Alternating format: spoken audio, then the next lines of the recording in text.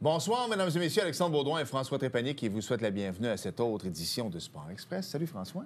Ça sent le printemps, mon chum? Bien, c'était hier. Ouais, ben voilà. Nous, on tourne le mardi. Oui, Alors, bien content. Et hier, tu sais ce que j'ai fait à 5 heures? Je suis allé chez Golftown. Oh! J'ai pas acheté mon petit 50 degrés parce que j'ai changé mon pitching wedge. Es-tu allé saigner un peu? Je suis allé saigner. Te mettre dans l'ambiance? Ouais. Et puis? Ouais. Écoute, On a hâte, hein? écoute, je voulais tellement me créer une dépense que j'ai pas arrêté de demander aux gens si mon bon vieux driver, ben, pas vrai qu'il est vieux, mon driver Non. Callaway est encore. Tout le monde m'a dit change pas ça, Alex, change pas ça, Alex, change pas ça, Alex. Alors, j'ai sauvé 600 $. Hey, François, rapidement, il faut que je te parle. Ben, tu le sais, il y a 2 semaines, j'étais à l'Arena Slush Poppy. Je suis allé voir, Oui. en fait, Victoria jouait. Oui. Et sur la grosse glace, avant, en fait, l'Olympique Olympiques. pratiquait. Alors, on voit une photo ici de moi et Louis Robitaille, Oui. entraîneur en chef. Un petit gars de Châteauguay, en tout cas. Que... Fait. Qui a joué ici à Saint-Jean qui a senior joué- un peu, hein? Voilà, exactement. Et je ne montrerai pas la photo parce que mais j'ai quand même rencontré, on va se le dire, Oui. un bon ami de l'émission. l'émission. Voilà.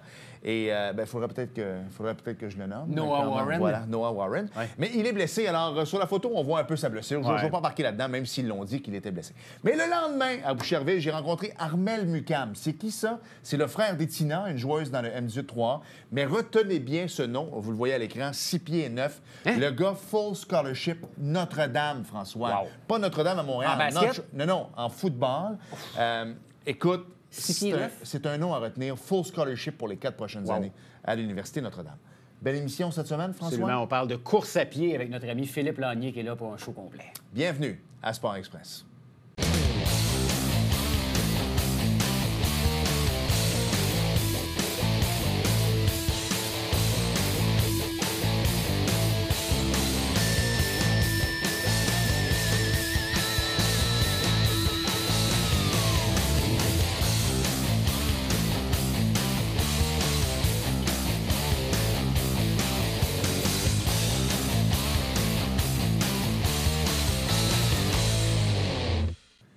Tu sais, François, il y a des gens comme ça que tu penses qu'ils viennent à chaque année.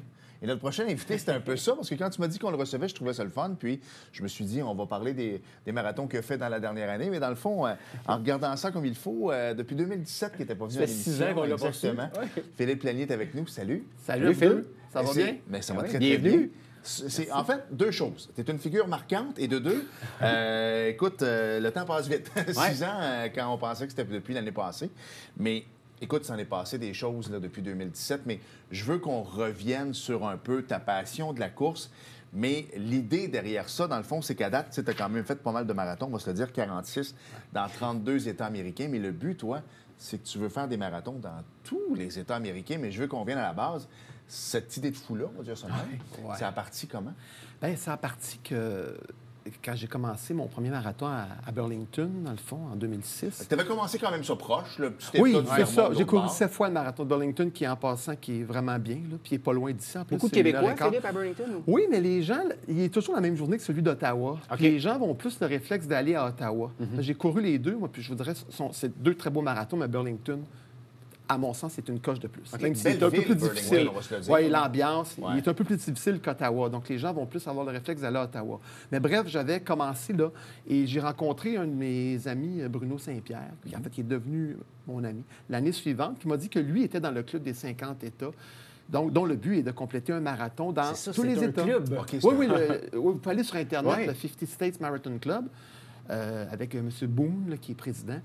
Et c'est là que j'ai eu cette idée-là germée en moi. Puis, il faut que tu aies complété un marathon dans 10 États pour adhérer au club. Alors, quand j'ai complété un marathon dans un 10e État, je me souviens plus c'était lequel. On le Moi, retrouverait j'ai sur la Keybank, liste. Vermont. Non, mais OK, Oui, faudrait mais que je recompte pense que les c'était à États. Hartford en OK. 2010 que j'avais mon 10e marathon. Ben là, mon 10e État, en fait. Et là, je suis entré dans le club à ce moment-là. Puis depuis ce temps-là, ben, je suis rendu j'en ai couru 32. Parle-nous un peu, justement. 46 marathons, mais dans 32 Oui, États. 32 États. Parle-nous justement de ce club-là. Est-ce qu'il y a des gens de partout à travers l'Amérique qui sont là? Êtes-vous en contact? Avez-vous des groupes Facebook? Tu sais, Oui. Comment vous restez en En contact? fait, il y a une infolette qui est transmise 2 ou 3 fois par année. Ce sont principalement des Américains qui OK. sont membres, mais il y a des gens un peu de l'international. Il y a des Canadiens aussi. Et le but, ben, c'est que quand tu as complété tes 50 États, ben, on te remet une plaque, je pense. Moi, je ne suis pas encore rendu là. Mais il y a des gens qui l'ont complété, le 50 États, 5, 6, 10 fois. Là. Il y a des gens qui ont 1000 quelques marathons, 1300 marathons dans ce club-là. Là. Alors, Et on reconnaît les gens souvent par... Il y en a qui portent les vêtements du club sur les parcours. Alors, ça permet d'échanger. Puis... Le marathon, c'est de la course, c'est le sport, c'est l'entraînement. Mais c'est une formidable occasion pour rencontrer des gens un peu partout, puis créer des liens et faire de nouvelles connaissances. Tu as dit le mot parcours. Est-ce que vous avez des parcours déjà préétablis ou quand tu fais ton horaire, comme par exemple, tu n'as jamais couru en Alaska, est-ce que tu peux décider de faire la route qui te tente ou il faut que tu suives... La question est très bonne. Non, ça prend des marathons qui sont soit homologués ou reconnus par le club. Là. Donc, je ne pourrais pas, moi, partir puis m'en aller courir 42 km, je ne sais pas, moi, en Pennsylvanie, exemple, puis de mon propre chef, dire, j'ai complété l'État. Non, c'est des marathons qui sont reconnus et encadrés quand même. Tu en as fait plusieurs jusqu'à maintenant. Si tu avais un top 3 là, de coup de cœur présentement, tu sais que demain matin, tu y retournerais, Philippe? Bon, le top 3 des marathons, parce que j'en ai couru 46, mais peut-être 37 différents, si je ne me trompe pas. Là. Bien, le marathon des Adirondacks, qui est à 2 heures d'ici, là, c'est vraiment très beau. Lui, je l'ai couru, le marathon complet 4 fois, mais on va à chaque année en famille maintenant, et je le fais en relais, parce que le parcours est très difficile, mais c'est vraiment très beau. Les montagnes des Adirondacks, si vous êtes y allé, vous le savez. Mais l'accueil aussi. C'est un événement familial. Il y a un buffet pour toute la famille par la suite, des tables de massage, l'arrivée sur le bord du lac, dans le village de Scone Lake. Alors, lui, il arrive en premier. Puis parmi les plus beaux parcours, bien, le Jack and Jill Marathon, qui est dans l'État de Washington, qui est dans le fond, imaginez les montagnes de l'État de Washington, donc à l'extrême nord-ouest des États-Unis, où là, le marathon débute dans un tunnel où il y avait un ancien chemin de fer. Donc, vous devez avoir une lampe frontale pour les 3 premiers kilomètres environ, parce que c'est noir. Et quand vous sortez, vous êtes dans les montagnes de l'État de Washington, et là, vous descendez. Donc, c'est sur l'ancien chemin de fer jusqu'à l'arrivée et c'est de toute beauté. Je vous dis, c'est vraiment très beau. Et évidemment, bien, Hawaï, c'est assez dur de ne pas le considérer. Je n'ai couru 2 à Hawaï, mais Big Island, celui-là, pas tant, mais Maui, le marathon de Maui, il part très tôt par contre, donc à 5 heures le matin, donc il fait noir. Mais la première demi, on est dans le noir, mais la seconde partie du marathon, là, le soleil est levé et vous êtes sur le bord de l'océan, avec les montagnes en arrière-plan. C'est assez dur de ne pas le mettre dans le top 3. Je comprends. Pourquoi je posais la question du parcours tantôt? Parce qu'il y a des États que tu n'as pas fait. Là, on disait l'Alaska tantôt. Il m'en reste 18. Quoique l'Alaska est très joli. Là, on me dit qu'au niveau des croisières, c'est une des plus belles croisières que tu peux faire. Mais tu sais, je regardais comme l'Alabama, le Mississippi, des choses comme ça. Parce que moi, si j'avais à courir dans ces États-là, même si ça a été tourné dans les Carolines, je ne sais pas si c'est Caroline du Nord ou Caroline du Sud, mais j'aurais tendance à vouloir faire le parcours de Forrest Gump. Mais dans le fond, tu ne peux pas tant le faire, c'est ça? En fait, ça dépend. Si un marathon, comme je vous disais, la mythique Route 66, par exemple. Bon, il y a un marathon qui s'appelle le Route 66 Marathon, qui est en Oklahoma, et que j'ai couru aussi. Donc, il y a des thèmes comme ça qui sont récupérés. Le Eisenhower Marathon, du nom de l'ancien président Eisenhower, qui est au Kansas, qui part à côté du musée de la bibliothèque du président. Donc, il y a des thèmes comme ça qui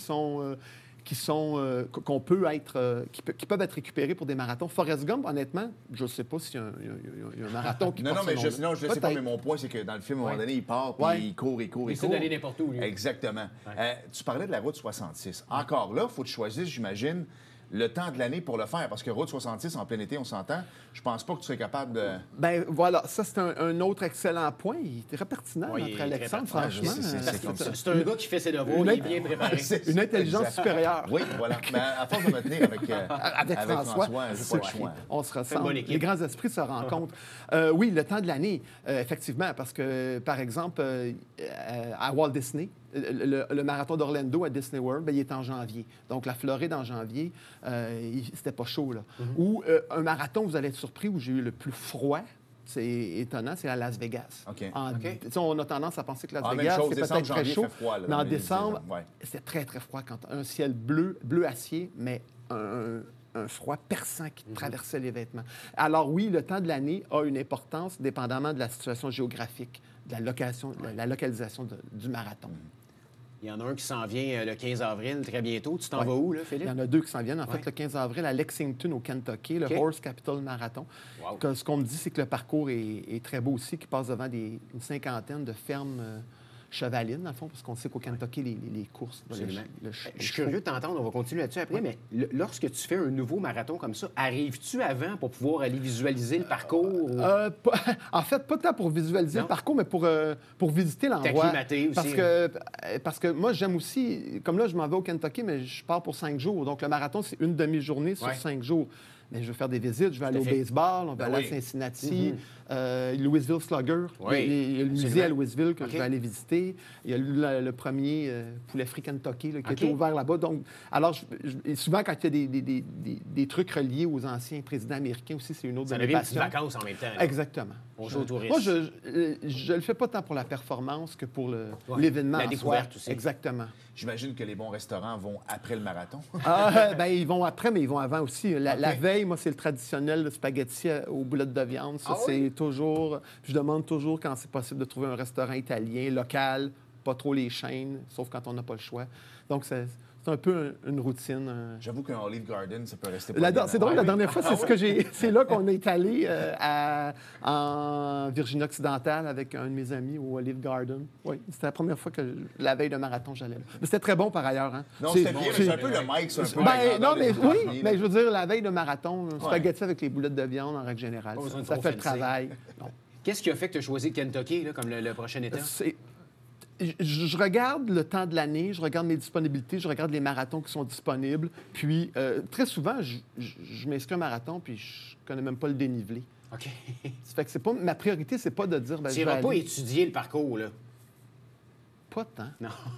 Honnêtement. Il y en a qui sont très...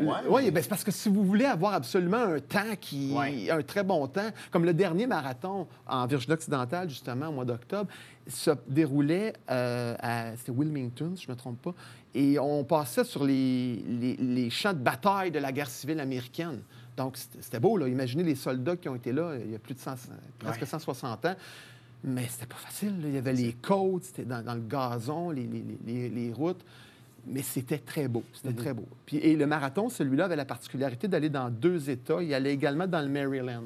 Mais la règle du club, c'est quand votre marathon commence dans un État et se termine dedans, il compte pour cet État-là. OK, Alors, OK. lui, c'était en Virginie occidentale que ça me donnait, OK. ça me donnait le crédit pour cet État-là. Salutations à notre caméraman Louis, qui va faire un signe de tête comme ça, et qui va être d'accord avec moi. On dirait que les États-Unis sont dépeints un peu de la mauvaise façon depuis que Trump a pris le pouvoir, puis la population est vraiment scindée en deux depuis quelques années. Mais je reste un passionné des États-Unis, toi aussi, parce qu'on s'entend que si tu n'aimais pas les États-Unis, tu n'irais pas faire ces marathons-là. Tu es d'accord avec moi qu'en courant, tu dois te rendre compte que c'est fou comment la population aux États-Unis est dans les grands centres. Quand tu vas courir dans des places comme là, écoute, les États-Unis, c'est 350, 360, même, je pense, pas loin de 400 millions maintenant d'habitants. Mais quand tu vas dans certains États, tu te dis, my God, on se croira au Québec dans les grands champs sur l'autoroute 10. Ben oui, il y a des endroits où, effectivement, c'est beaucoup plus tranquille, qu'il y a beaucoup moins de population. Et je dois dire que partout, comme tu le dis, sont dépeints avec aux antipodes, hein, Ouais. le pour et le contre. Mais moi, tous les gens que j'ai rencontrés, j'ai toujours été bien reçu. Honnêtement, ils sont gentils, ils veulent t'accueillir. Bon, c'est sûr qu'on est des touristes, on arrive, on a de l'argent à dépenser aussi, alors peut-être que à fait. ça aide. Là. Mais non, mais dans l'ensemble, la population que j'ai rencontrée là, moi, ça a toujours j'ai toujours eu des bonnes relations. D'ailleurs, j'ai noué beaucoup de relations. J'ai plusieurs amis maintenant que j'ai rencontrés et avec qui je suis en lien avec Facebook. Ça devient une encore. communauté. Hein. Oui, c'est ça. Pas juste des gens reliés au marathon, là, mais des personnes rencontrées sur la route. Là.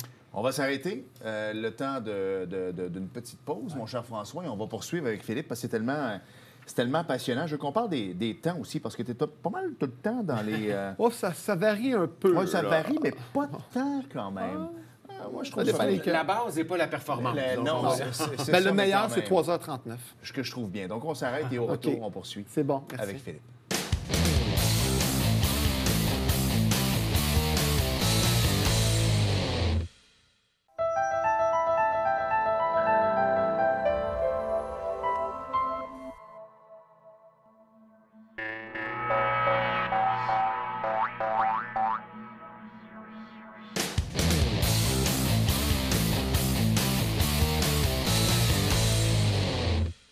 Nous sommes de retour à Sport Express. Je veux qu'on revienne sur les temps, parce que même si tu disais que toi, c'est pas que c'est plus ou moins important, mais... Je veux faire un bon temps, mais c'est pas la...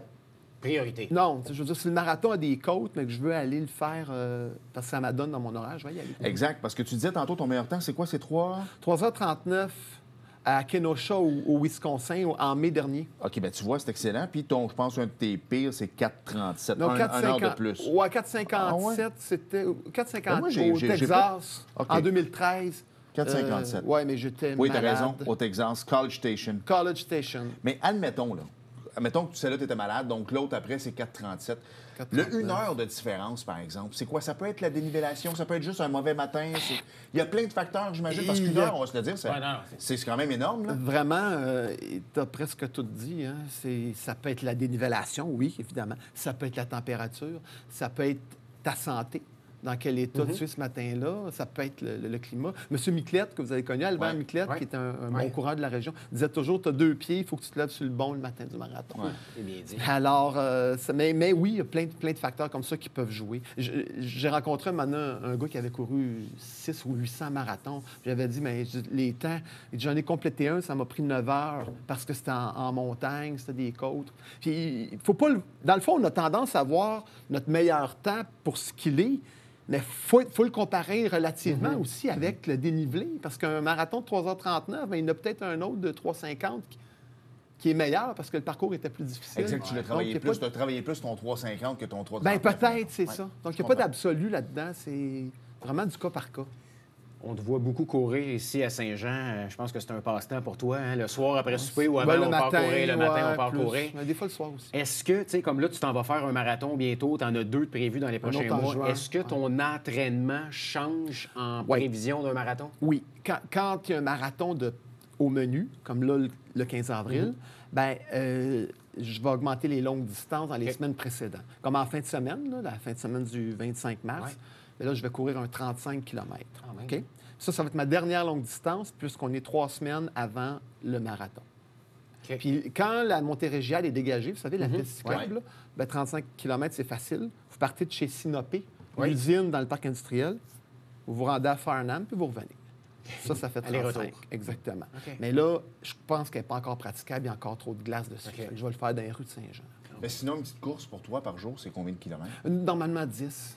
Okay. C'est rare que je vais sortir pour moins de 10, mais ça peut arriver. Normalement, je vous dirais 3 fois un 10 par semaine, un 20-25, puis un 12-15 km. OK, donc c'est 2 jours off seulement par semaine. Tu cours à peu près 5 Des jours. fois, je vais m'en accorder un peu plus, mais normalement 2 jours de repos, oui. C'est-tu une passion que tu transmets à tes enfants, Philippe? Parce que les enfants vont courir avec toi? Oui, ils courent, eux autres aussi. Oui? Ouais. Jean-Christophe, Antoine. Ma fille, elle court des fois aussi. OK.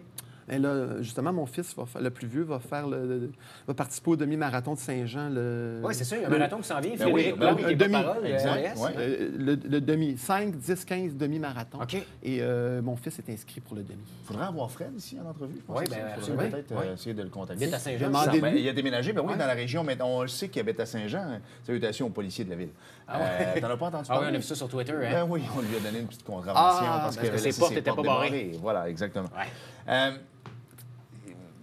C'est quoi le plus gros... Ma fille fait de la course, mais honnêtement, c'est du plus petit. C'est du 800, c'est du 1200. Mais elle court quand même pendant l'été son 4,5 km par jour, à peu près. Et moi, tabarouette, il me semble que... C'est quoi le plus gros challenge, tiens, de faire un... Parce qu'on me dit qu'il y a plusieurs étapes d'un marathon. Quand tu arrives, est-ce qu'il y a un moment où que tu te dis, si je passe cette barrière-là, ça va bien aller pour le restant? Tant qu'on n'a pas franchi la ligne, il n'y a rien de complété. Hein? Moi, je me dis toujours ça. Là. Dans le fond, moi, je vois le marathon, je l'ai expliqué souvent, là, mes amis l'ont souvent entendu, comme le principe de la pointe de pizza. Okay? La pointe de la pizza, là, quand vous la regardez devant vous, là, vous n'allez pas vous dire, je vais la manger toute d'un coup. C'est impossible. Vous allez y aller par tranches. C'est la même chose, un marathon.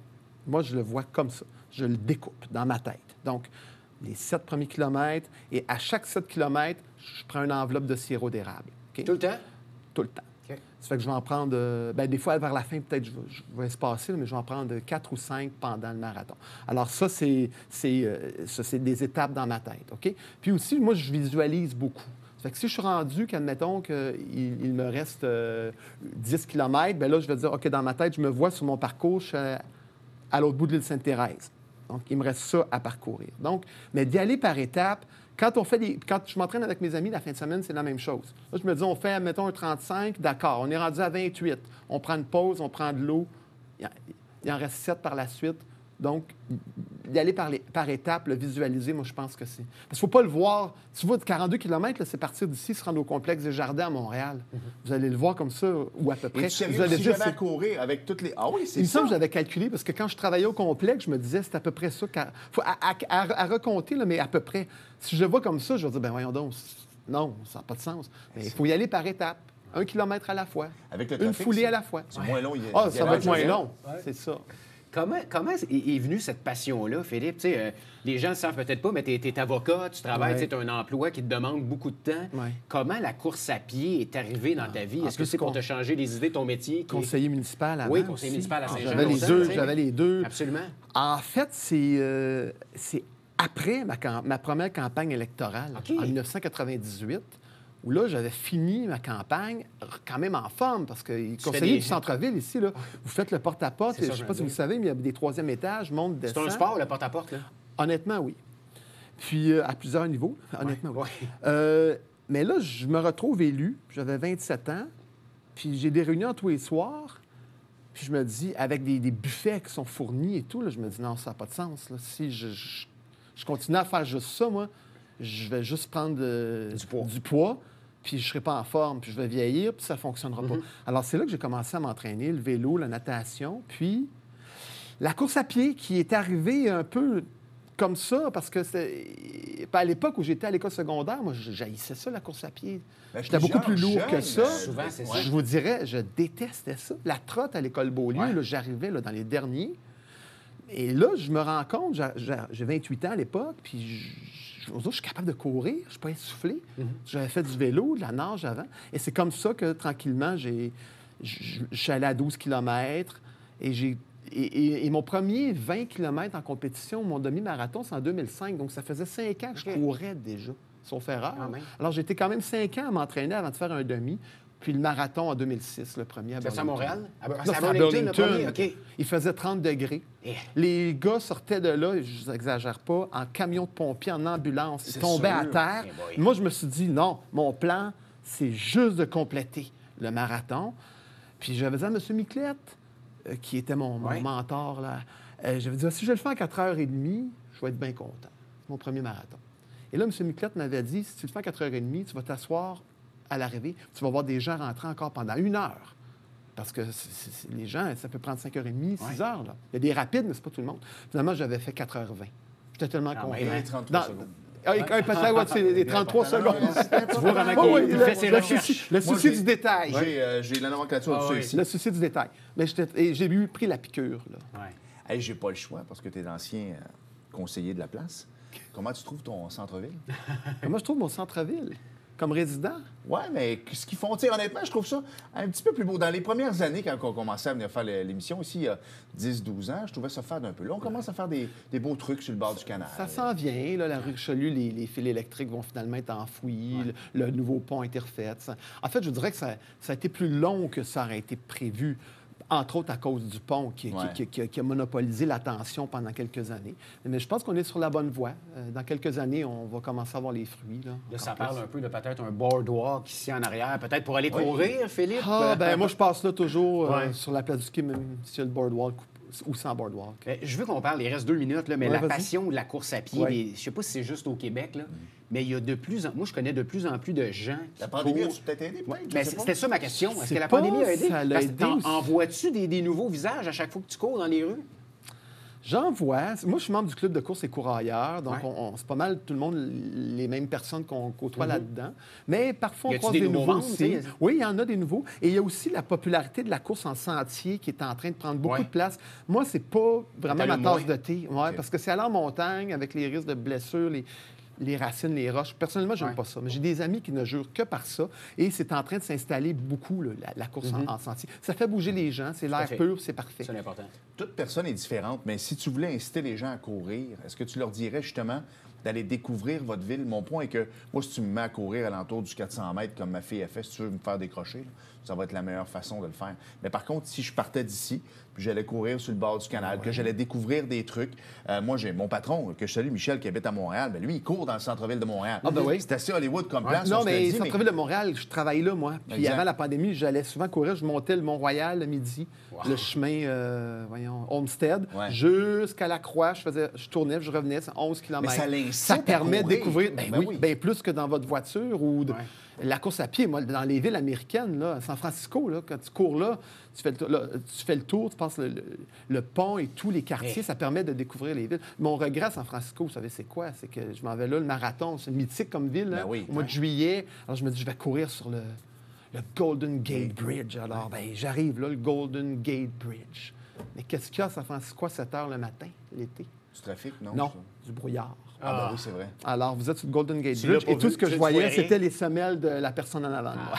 Mais bon, c'était quand même, ça permet de voir des endroits nouveaux. C'est vraiment un beau sport. Puis et si c'est trop vite, vous Faites-le à votre rythme. le faites à votre Ralentissez. rythme. J'ai dit une phrase hier, j'ai trouvé ça bien, c'était cours quand tu peux, marche si tu n'as pas le choix, rampe si tu es vraiment obligé, mais n'abandonne jamais. Je trouve que ça finit bien je trouve que l'entrevue. Philippe Lanier. Non, c'est pas moi. C'est Non, mais pas de moi. Non, mais J'ai quand juste Alex répété. Baudouin. Ouais, non, il n'y a pas de moi non plus, je te confirme. Moi, ça aurait été abandonné quand vous êtes essoufflé.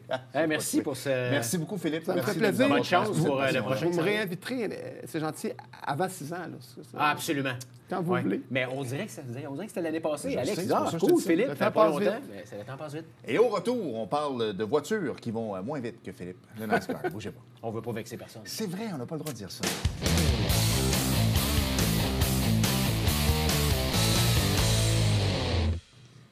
Nous sommes de retour à Sport Express et Alex, au grand plaisir de plusieurs amateurs de l'émission, dont Louis. Il y avait du NASCAR. Il y avait du NASCAR tellement. Écoute, on remercie le bon Dieu à chaque semaine de Oui. faire du NASCAR. C'est tellement gratifiant pour nous. Donc, Joey Logano a terminé premier. Quelle course, François. Ah oui. De bout en bout, là, c'est vraiment là, une conduite extraordinaire. C'était beau. Brad Keselowski, deuxième. Christopher Bell, troisième. Corey Lajoie, quatrième, et Tyler Reddick a terminé cinquième. La prochaine course, on l'attend avec impatience. Oui. Ce sera le Echo Park Automotive Grand Prix. Ça va avoir lieu, ça. Alex, malheureusement. C'est ça, c'est terminé. Vous vérifierez sur Internet. Ouais. Merci, François. Merci, Alex. Très beau chandail. Merci d'avoir été là. Salut. Et à la semaine prochaine. Bye-bye.